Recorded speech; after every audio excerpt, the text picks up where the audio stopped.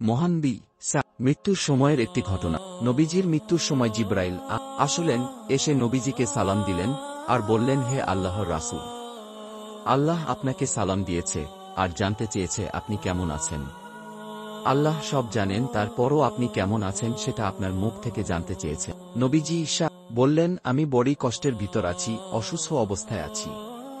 তখন জিবরাইল বললেন, ইয়া রাসূলুল্লাহ, আমার সাথে আজ একজন নতুন ফেরেশতা এসেছে, যে ফেরেশতা কোনো মানুষের কাছে আসার জন্য কোনোদিন অনুমতি চায় নাই আর কোনোদিন অনুমতি চাইবেও না, শুধু আপনার অনুমতি চায় আপনার কাছে আসার জন্য। আর সে ফেরেশতার নাম মালাকুল মউত। মালাকুল মউত রাসূলের অনুমতি নিয়ে রাসূলের জান মোবারকের কাছে এসে সালাম দিলেন, বললেন, ইয়া রাসূলুল্লাহ, আমি আদম থেকে শুরু করে এই পর্যন্ত যত মানুষের জান কবজ করেছি আর কিয়ামত পর্যন্ত যত মানুষের জান কবজ করব, কারো কাছে অনুমতি চাইনি আর চাওয়াও আমার লাগবে না, কিন্তু আজকে আসার সময় আল্লাহ বলেছেন আমি যেন আপনার অনুমতি চাই। নবীজি বললেন, মালাকুল মউত আমি যদি অনুমতি না দেই?